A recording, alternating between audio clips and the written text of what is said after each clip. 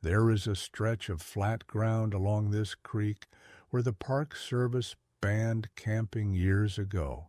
It is the most beautiful place in the entire valley. Shaded, you can hear the water running from your sleeping bag all night long.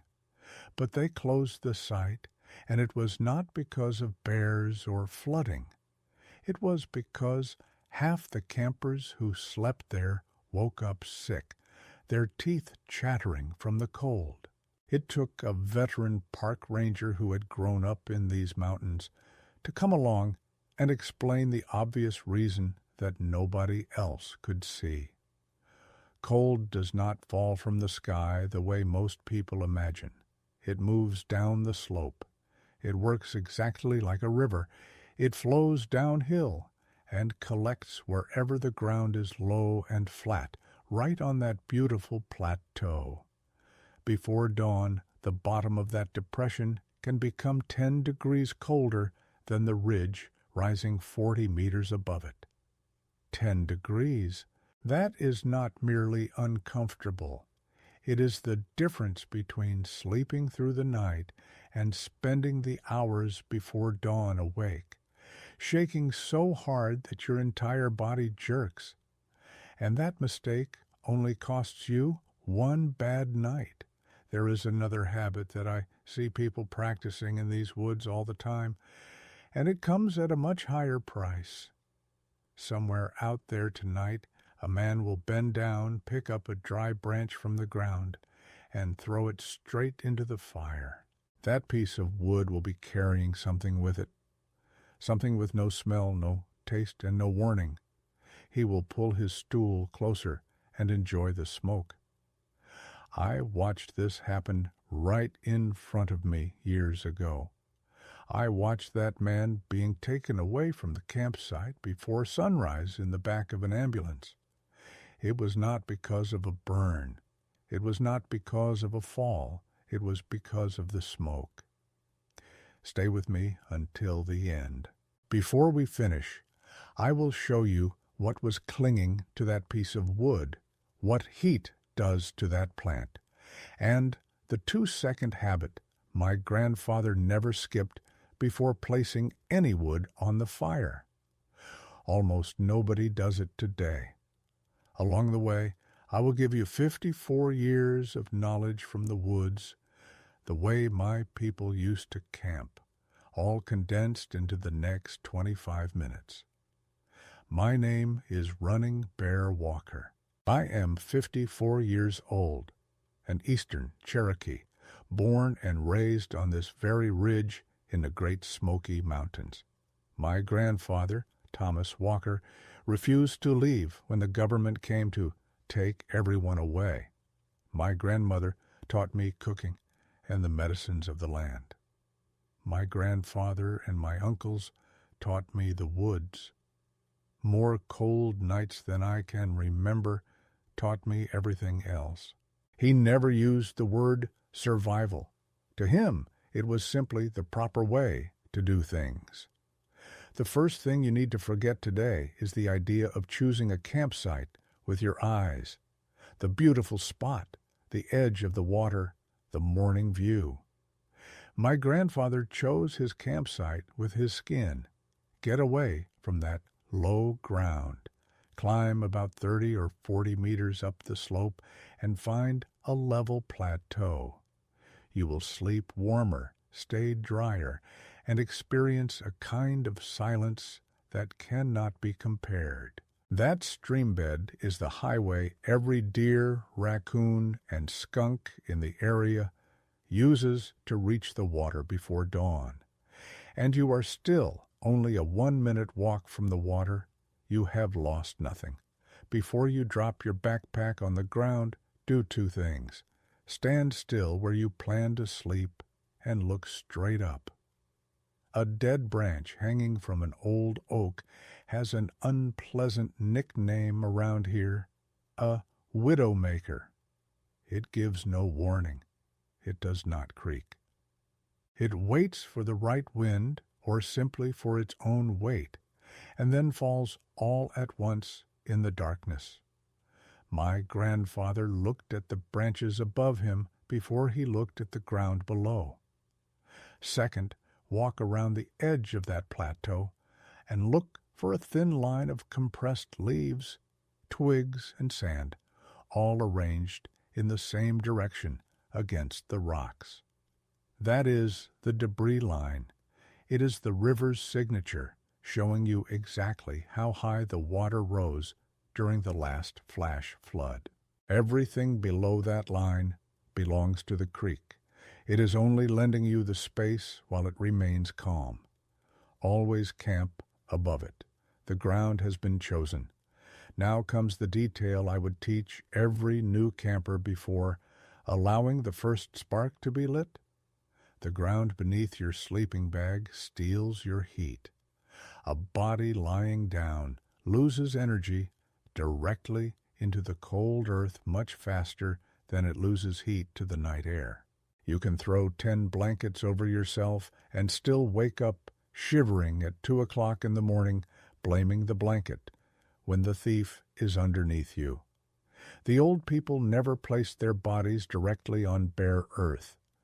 Before darkness came, they gathered dry leaves, dead grass, and pine branches, then built a bed at least 10 centimeters thick after pressing it down by hand.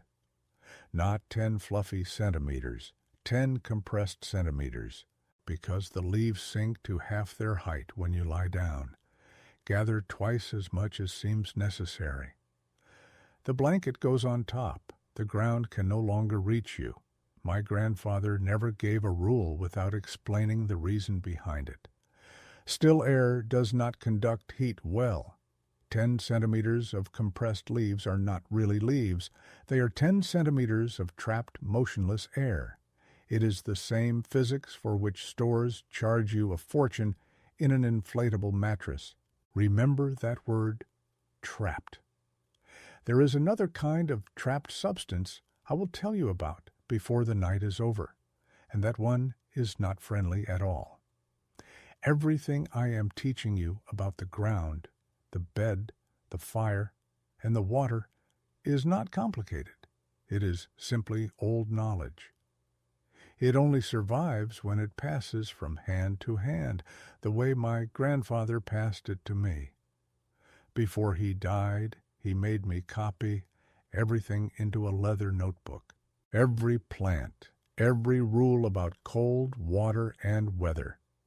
It is all kept there on my shelf. If any of this has helped you so far, give me 30 seconds. Click the like button below. It costs you nothing, and it is the only way to help this knowledge reach a young man whose grandfather did not have enough time to teach him these things. And if you are new here, subscribe to the channel.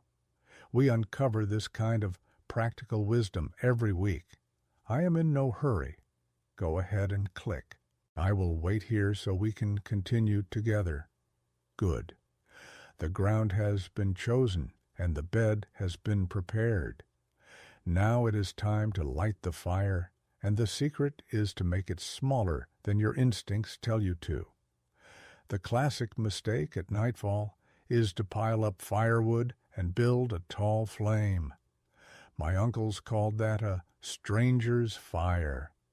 Once you understand the reason, you will never build one like that again. A large fire pushes you 2 or 3 meters backward. That is the minimum distance your skin can tolerate because of the heat against your face. But moving a few steps away from a fire does not make you lose only a little warmth. It makes you lose almost all of it. Heat dissipates through the air at an astonishing rate. In the end, you have burned twice as much wood, so you can sit twice as far away, feeling colder than you would have felt sitting close to a small fire. That large fire never warmed you. It kept you away, and you called that comfort. A stranger's fire. The old people built what people today call a star fire. In my family, we did not even give it a name. You lay 4 or 5 thick logs on the ground, pointing toward the center like the spokes of a wagon wheel, with their ends touching the coals. Only the tips burn. As the wood turns to ash, you reach forward and push each log inward by the width of a finger. That is all. It is a small fire, fed slowly from 4 directions. It lasts for half the night while burning only a fraction of the wood. My grandfather could stay awake all night with a bundle of firewood he carried beneath one arm, never allowing the fire to become larger than a dinner plate. Small fire. Sit close. That is the entire secret of warmth. But before you throw any piece of wood onto the coals, perform a 2-second inspection. Examine the wood with your hands and your eyes. Most people grab the driest stick they see and throw it into the fire. My grandfather looked twice. He checked for rot, whether it snapped cleanly when dry or whether it bent because it was soft. A fallen tree does not lie alone on the ground. Other plants climb over it. They twist themselves around the bark. Not everything wrapped around a log belongs in a fire. Break the wood with your hands first. If it bends, it is green, and will fill your campsite with smoke all night. If it snaps cleanly, with nothing woven around the bark, you can use it. Before going to sleep, you need to smother the fire. Allow the flames to die down until they become a bed of red coals. Use a stick to gather those coals into a single pile in the center. Then pull the gray ash from the edges over the top of that pile, covering everything until you can no longer see a single red spot. Ash does not burn, and it prevents air from passing through. Without air, the coals do not burn quickly, but they do not go out either. They sleep beside you. It is the same principle as the bed of leaves. The heat remains trapped because the air does not move. Air trapped in the bed. Water trapped in the stone. Oil trapped in the wood. Do you remember the oil I mentioned? We are almost there. In the morning, you pull the ash aside and the coals are still there, glowing orange after 8 hours. You only need to kneel, blow gently, add a handful of dry grass, and there it is. A morning fire without wasting a match or freezing your fingers while trying to spark a lighter. When it came to water, a Cherokee camp had more discipline than a restaurant kitchen. The modern camper's mistake is to walk down to the bank, fill a bottle there, wash a pot half a meter away, and clean a fish on the same rock. The rule is sacred. Collect drinking water upstream from the camp. Washing is always done downstream. Dip your cup where nothing from your campsite has touched the water. Wash your pots, hands, and fish downstream so the waste flows away and never crosses the path of your cup. Do not be deceived by clear water. Truly clean water is water that comes tumbling down from rocks in a high place, with no pasture or road above it. Standing water, even when it looks crystal clear, must be boiled. Clear does not mean clean, and many people learned that lesson the hard way in the past. There is another detail almost nobody considers.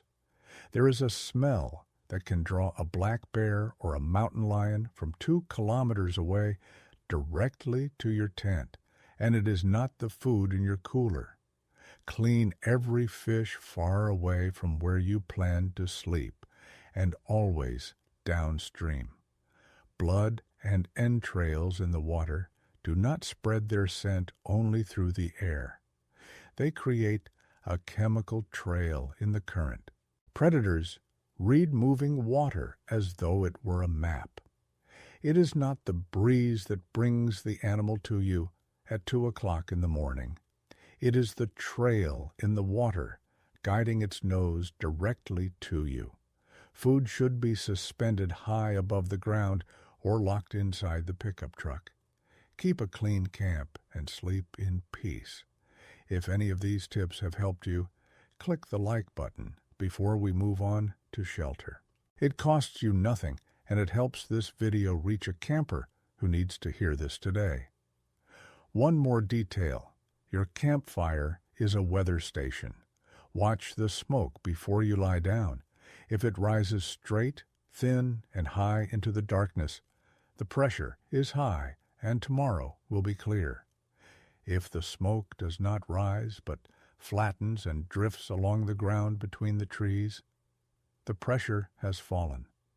Rain is coming, usually in less than 24 hours. My grandfather watched the smoke every single day. That was how he knew whether he needed to reinforce the shelter or move the camp on the night before the storm, rather than the following morning in the middle of a downpour. Look at the leaves of the maples and poplars as well.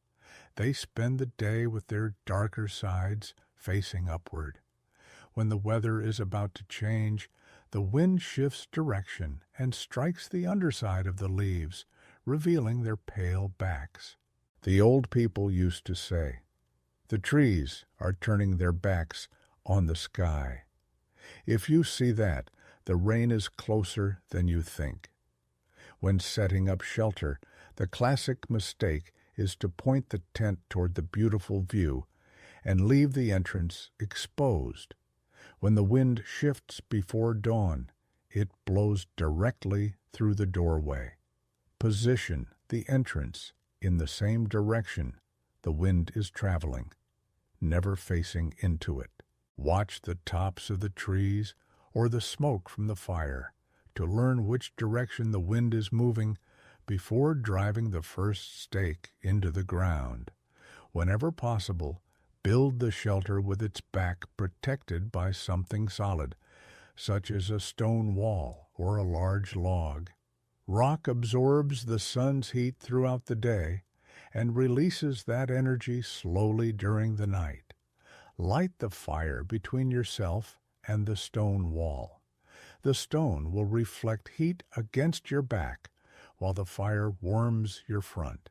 You will be sitting between two sources of warmth while burning wood for only one. Before spreading out your sleeping bag, run your hand across the ground. Feel for raised ant hills, thick roots, or rocks hidden beneath the leaves. Nothing bothers you while you're standing, but at 2 o'clock in the morning when you're lying down, every small stone becomes a boulder against your back. Clear the ground with your hands, not only with your eyes. Before walking away to gather firewood, break 2 twigs and arrange them as an arrow on the ground pointing toward your tent. You would not believe how many grown men become lost only 50 meters from their own campsite in the darkness. Now we have reached the log, the one that sent a man to the hospital in the back of an ambulance without leaving a single burn on his body. Trapped air holds heat inside the leaves. Trapped water causes a stone to explode in the fire, and oil trapped inside a dry vine can cause terrible damage. That man picked up a dry branch from the ground. It did not have a single green leaf, but wrapped around the bark was a woody, gray, dry vine. He ignored it. It looked like nothing more than a dead vine, but it was poison ivy, dry and dead, yet just as dangerous as it had been when it was green. My grandfather had a saying, "A hairy vine is not your friend." If you run your hand across a vine climbing a tree trunk and feel tiny root hairs clinging to the bark, it is poison ivy. Its oil, urushiol, does not dry out over time. It can remain on a dead piece of wood for 5 years and still be active. The man threw that wood into the fire and sat beside it, breathing the smoke for 20 minutes. When that oil burns, it does not turn into ash. It vaporizes and attaches itself to microscopic particles of smoke. It travels wherever the smoke travels, into your eyes, into your throat, and directly into your lungs. The same allergic reaction and wounds it causes on the skin can happen inside your chest. But you cannot rub ointment onto the lining of your lungs. That man survived after spending 3 days in the hospital receiving powerful corticosteroids. There are documented cases of people who did not survive. I am not telling you this to frighten you. I am telling you because prevention takes only 2 seconds. Look at the firewood before placing it on the coals. If a vine with tiny hairs is clinging to the log, throw it far away. Treat every piece of firewood like a stranger before inviting it to sit at your table. If this warning has helped you, send this video to that friend who enjoys going into the woods and gathering firewood from the ground. It could be the detail that prevents a trip to the emergency room. Remember this: camp on high ground away from the water, keep a small fire so you can sit close, collect drinking water upstream, and inspect every piece of wood before burning it. Tell me in the comments, did your family have a rule about farming or the woods that they taught you when you were a child, but whose meaning you only understood after becoming an adult? I want to read your story. Subscribe to the channel so you do not miss the next video, because we are going to talk about the myth of spring water in these mountains, a myth that misled many settlers in the past. Wado, my friend. That is Cherokee, and it means thank you. Take care of your fire, and I will see you on the next trail.